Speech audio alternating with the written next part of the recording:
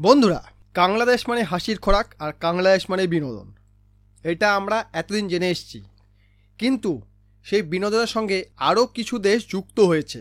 সম্প্রতি যুক্ত হয়েছে ইংল্যান্ড ক্রিকেট বোর্ড। কিছুদিন আগে হয়ে যাওয়া চ্যাম্পিয়ন ট্রফিতে যখন ইংল্যান্ড মুখ থুবড়ে পড়ল, মানে একটা গোল্লা পেল ইংল্যান্ড ক্রিকেট দল, তখন পাকিস্তান এবং বাংলাদেশের সঙ্গে সুর মিলিয়ে ইংল্যান্ড বলতে লাগলো, দেখো আমরা ট্রাভেল করে মরছি, আর ওদিকে ভারত একই জায়গায় বসে আছে, সুবিধা নিচ্ছে, সুবিধা নিয়ে একই স্টেডিয়ামে খেলছে, আনফেয়ার অ্যাডভান্টেজ পাচ্ছে ভারত, এবং আইসিসি ভারতকে সাহায্য করছে। এটা বলছিল কে? বাংলাদেশ, সেই সঙ্গে বলেছে পাকিস্তান, সেই সঙ্গে গলা মিলিয়েছে ইংল্যান্ড, এবং শেষমেশ গলা মিলিয়েছে অস্ট্রেলিয়া। অস্ট্রেলিয়াও সেই সুরে গলা মিলিয়েছিল। যখন তারা হেরে গেল তখন তারা এরকম কথা বলেছে, এবং প্রতিবারই যখন অস্ট্রেলিয়া হেরে গিয়েছে তখন তারা এই কথাগুলো বলেছে। অস্ট্রেলিয়া এমন একটা দল, শিয়ালের আঙুল ফল টকের মতো।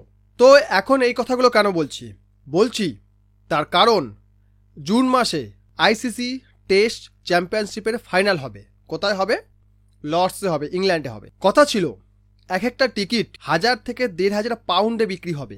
1000 পাউন্ড মানে ভারতীয় টাকায় 1,13,000 টাকা।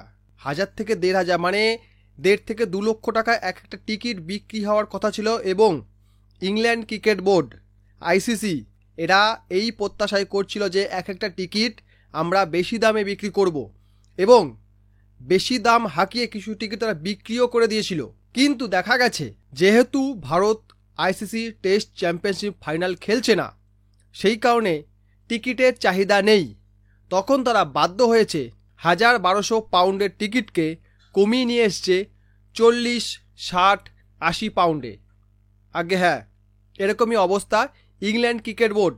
আর সেই সঙ্গে যে সকল দর্শক বেশি দামে টিকিট কিনেছিল তারা তাদের বাকি টাকা ফেরত চাইছে, যার ফলে ইসিবি মানে ইংল্যান্ড ক্রিকেট বোর্ডের প্রায় 4 মিলিয়ন পাউন্ড, অর্থাৎ প্রায় 45 থেকে 46 কোটি টাকার ক্ষতি হতে পারে। শুধুমাত্র স্টেডিয়ামের ভাড়া বাবদ, মানে যেটা টিকিট বিক্রি করে পাওয়া যেত সেটা বাবদ ক্ষতি হতে পারে 30 থেকে 45 থেকে 46 কোটি টাকা। এছাড়াও ব্রডকাস্টিং রাইট, স্পন্সরশিপ, এগুলো তো রয়েই গেছে। আর সেই কারণেই আইসিসি ভারতকে বেশি প্রাধান্য দেয়। বিসিসিআইকে বাদ দিয়ে আইসিসির কোনো টুর্নামেন্ট অর্গানাইজ করলে আইসিসি রোজগার হবে 100 টাকা জায়গায় 20 টাকা। যে গরু দুধ দেয় তার লাথিও ভালো। সেই কারণেই আইসিসি ভারতকে বেশি সুবিধা দেয়, ভারতের জন্য স্পেশাল কিছু করার চেষ্টা করে, সবসময় ভারতকে খুশি করার চেষ্টা করে। আমরা প্রতিবারে দেখেছি যখনই কোনো টুর্নামেন্ট হয় সেখানে ভারতকে সহজ গ্রুপে রাখা হয়। যে গ্রুপে ভারত থাকবে সে গ্রুপে সহজ প্রতিপক্ষ থাকবে, যাতে ভারত সেমি পর্যন্ত অন্তত পৌঁছে যায়। যদি ভারত সেমি অবধি পৌঁছে যায় তবুও আইসিসির বহু টাকা রোজগার হবে। সেই সঙ্গে হোস্টিং নেশন, যে দেশটা হোস্ট করছে সেই দেশেরও অনেক লাভ হবে। যে আইসিসি চ্যাম্পিয়ন ট্রফি হয়ে গেল, এখানে পাকিস্তান হোস্ট থাকলেও এখানে ভারতের কোনো ম্যাচ পাকিস্তান না হওয়াতে পাকিস্তানের রোজগার হয়েছে শূন্য। পাকিস্তান যে টাকা দিয়ে স্টেডিয়ামগুলো বানিয়েছে তার সিকিভাগও ওঠেনি, তার 5% তারা রিকভার করতে পারেনি। টিকিট বিক্রি দূরের কথা, কোনো স্পন্সরশিপও তারা পায়নি, তাদের ব্রডকাস্টিং রাইটও বিক্রি হয়নি, সেইভাবে তারা বিক্রি করতে পারেনি। এবং আইসিসির মেন মুনাফা এসছে দুবাই থেকেই। তাই আমরা দেখেছি শেষ যে বিদায় অনুষ্ঠান ছিল, যেখানে পুরস্কার বিতরণ হচ্ছিল, সেখানে পাকিস্তান ক্রিকেট বোর্ডের কোনো কর্মকর্তা ছিল না। অন্ততপক্ষে পাকিস্তান ক্রিকেট বোর্ডের চেয়ারম্যান থাকতে পারত, প্রেসিডেন্ট তো থাকতে পারত, সেখানে তিনিও ছিলেন না। একদিকে বলা হচ্ছে উনি নাকি ওনার কোন কাজে ব্যস্ত থাকার জন্য অনুষ্ঠানে অংশগ্রহণ করতে পারেননি, কিন্তু আসল কথা হচ্ছে ওনাকে ডাকাই হয়নি, কারণ ওনার কোনো ভ্যালুই নেই। কারণ টাকা যেখানে নেই সেখানে কোনো ভ্যালু নেই বস।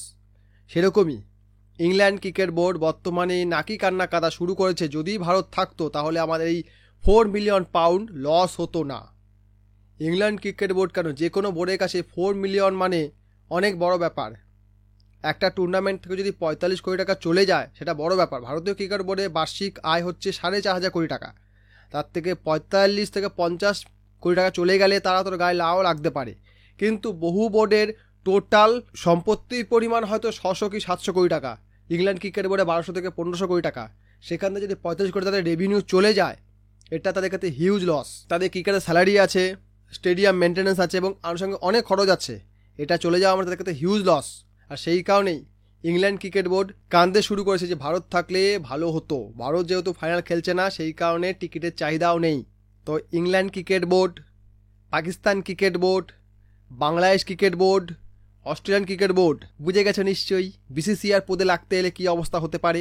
বিসিসিআইকে বাদ দিয়ে টুর্নামেন্ট অর্গানাইজ করার কথা বলছিল কে কোন ইংল্যান্ড ক্রিকেটার, কোন পাকিস্তানি ক্রিকেটার, ভারতকে বাদ দিয়ে কোন টুর্নামেন্ট অর্গানাইজ করো। এই হচ্ছে অবস্থা। যদি আইসিসি ভারতকে বাদ দিয়ে টুর্নামেন্ট অর্গানাইজ করে, সেই টুর্নামেন্টের কোনো ভ্যালুই থাকবে না, বিকজ সেই টুর্নামেন্ট কেউ দেখবেই না। আর ওই সময় ভারত যদি কোনো ডোমেস্টিক লিগ যেমন আইপিএল ওরকম কোনো লিগ ভারতে অর্গানাইজ করে, সেটা তো হয়েই গেল।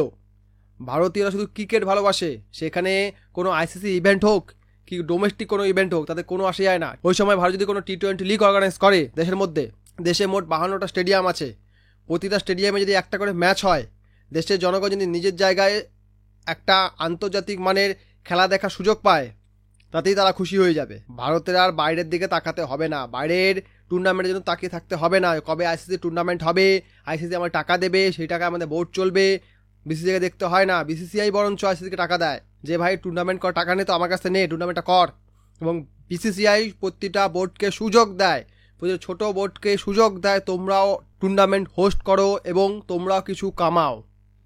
যখন বিসিসিআইয়ের হাতে ক্ষমতা ছিল না, তখন ইংল্যান্ড ক্রিকেট বোর্ডের হাতে একচ্ছত্র অধিপতি ছিল এবং ইংল্যান্ড ক্রিকেট বোর্ডের প্রেসিডেন্টই বাই ডিফল্ট আইসিসির চেয়ারম্যান হয়ে যেতেন। 1983 সালের ওয়ার্ল্ড কাপের সময় ভারতীয় ক্রিকেট বোর্ড ইংল্যান্ড ক্রিকেট বোর্ডকে 2টা টিকিট চেয়েছিল, সেটা পর্যন্ত তারা দেয়নি। আজকে তারাই ভারতীয় ক্রিকেট বোর্ডের সামনে ভিক্ষা চায় যে একটা সিরিজ আমার সঙ্গে খেলো, না খেললে আমাদের বোর্ডের খরচাটা উঠবে না। ভিডিও ভালো লাইক করবেন, কমেন্ট করবেন, শেয়ার করবেন, চ্যানেলটি সাবস্ক্রাইব করবেন। ভিডিও দেখার জন্য অসংখ্য ধন্যবাদ।